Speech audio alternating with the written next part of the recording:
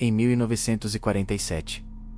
Um ano que já estava saturado de rumores, avistamentos e paranoia pós-guerra. Um dos episódios mais enigmáticos e perturbadores da ufologia norte-americana emergiu das sombras: o incidente de Mare Island. Mesmo entre os casos mais famosos, Roswell, Kenneth Arnold, Mantell, este carrega uma atmosfera singular, carregada de contradições, figuras suspeitas, histórias sobre destroços misteriosos e, acima de tudo, um rastro de silêncio imposto. Para muitos, é o nascimento não oficial dos Homens de Preto e o prenúncio de uma guerra silenciosa por informações que jamais deveriam chegar ao público. E é aqui que a história ganha contornos ainda mais obscuros. O incidente começa oficialmente em 21 de junho de 1947, quando Harold Dahl, operador de um barco coletor de toras, patrulhava as águas próximas à Ilha Maury, na Baía de Puget, Washington. Era uma manhã comum, sem presságios.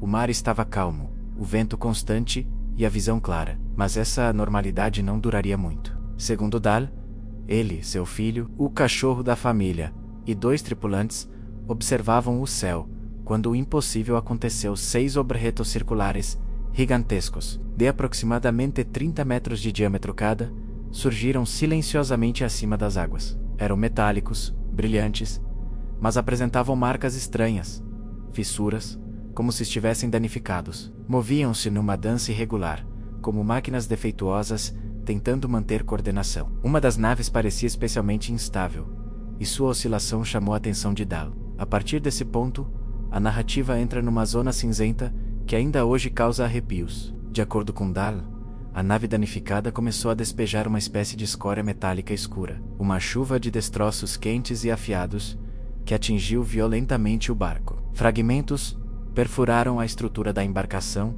e feriram seu filho. O cachorro, atingido diretamente, morreu instantaneamente. A cena parecia saída de um pesadelo: metal queimando a madeira do barco, cheiro de fumaça misturado ao sal do mar, gritos, caos. Dahl coletou o máximo de material que conseguiu e levou os feridos para a costa. O medo era palpável. Não havia explicação racional para o que tinham acabado de ver. Ele confessa mais tarde que pensou até em manter tudo em segredo menos. Afinal, em 1947, falar sobre discos voadores era um convite ao ridículo. Mas o que veio depois tornou tudo ainda mais sinistro. Na manhã seguinte, Dahl recebeu uma visita inesperada. Um homem elegante, vestindo um terno preto impecável, sapatos lustrosos e um olhar que mais parecia atravessar a alma do que observar o ambiente. Ele sabia tudo, menos absolutamente tudo, sobre o que havia acontecido na ilha. Detalhes que apenas Dahl e seus tripulantes poderiam conhecer. O homem o convidou para tomar café, e com um tom suave, porém ameaçador, disse que seria melhor esquecer tudo. Para o bem da sua família, ele teria dito. Esta é considerada uma das primeiras aparições documentadas de um MIB, Men in Black, homens misteriosos que parecem trabalhar nas sombras para ocultar verdades indigestas. A partir daí, o caso começa a se ramificar. Dahl decidiu relatar o ocorrido ao seu chefe, Fred Chrisman, um homem com reputação duvidosa e que posteriormente seria associado à inteligência militar. Chrisman, curioso e desconfiado, foi até a ilha e confirmou que havia destroços por toda a região.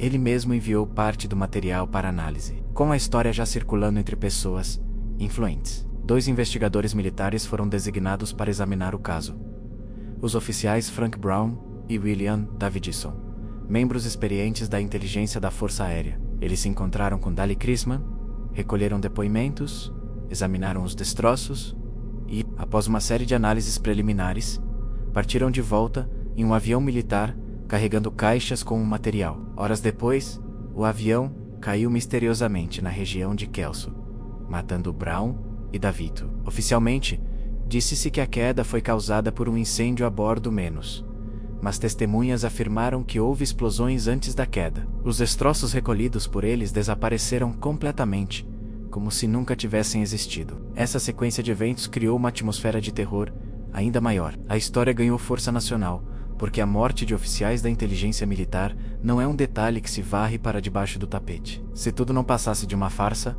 por que 2 agentes teriam perdido suas vidas? Por que o material recolhido nunca mais apareceu? Por que Dahl afirmaria mais tarde estar sendo perseguido, vigiado e ameaçado? E aqui entra o elemento mais desconcertante da controvérsia. Poucos dias após a tragédia, Dal teria sido pressionado a dizer que tudo não passava de uma invenção, que ele havia inventado a história, que nada daquilo era real. Mas quem o pressionou?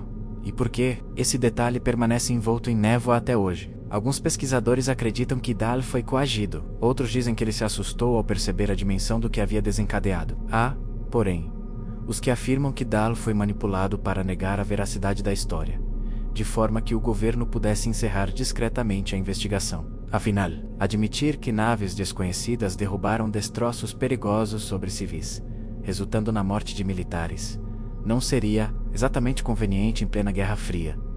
O que torna tudo ainda mais intrigante é que o caso Maury Island antecede por apenas 3 dias o famoso avistamento de Kenneth Arnold, considerado o marco inicial da era moderna dos discos voadores, e Roswell aconteceria apenas 2 semanas depois. É como se 1947 tivesse sido o ano em que algo gigantesco cruzou os céus da Terra, algo que governos inteiros tentam entender e esconder menos até hoje. Além disso, pesquisadores de ufologia apontam vários padrões: visitas de homens misteriosos, sempre de terno preto, recolhimento imediato de destroços, sumiço completo de evidências, morte de testemunhas-chave, relatos contraditórios que surgem apenas após interferência governamental. Tudo isso levanta questionamentos inquietantes. O incidente de Maury Island foi uma farsa habilmente arquitetada por 2 homens que queriam chamar atenção? Foi um avistamento genuíno e perigoso, que quase se tornou público demais? Ou, pior ainda,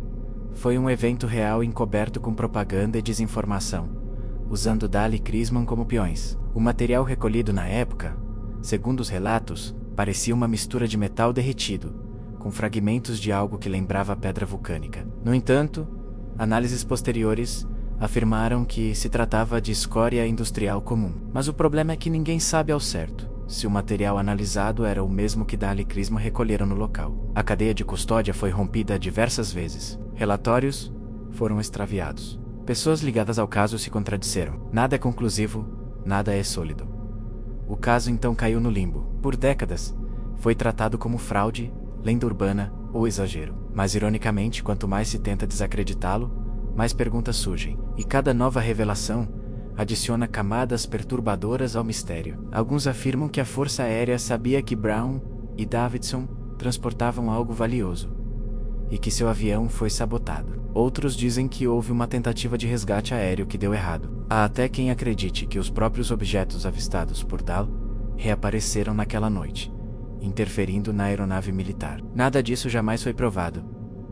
Mas também jamais foi refutado com segurança. O mistério de Maury Island ecoa até hoje porque combina tudo aquilo que instiga o imaginário humano: luzes no céu, tecnologia não identificada, destroços enigmáticos, ameaças veladas, mortes inexplicáveis, desaparecimentos súbitos, tentativas de silenciamento, e uma cronologia que se alinha com o nascimento oficial da ufologia moderna. Se tudo isso foi invenção, foi uma das mais elaboradas já produzidas. Se foi real, então, o mundo testemunhou algo que jamais deveria ter sido visto. E talvez a verdade esteja justamente nesse ponto. O incidente de Maury Island é um lembrete de que existem histórias que o tempo não apaga menos.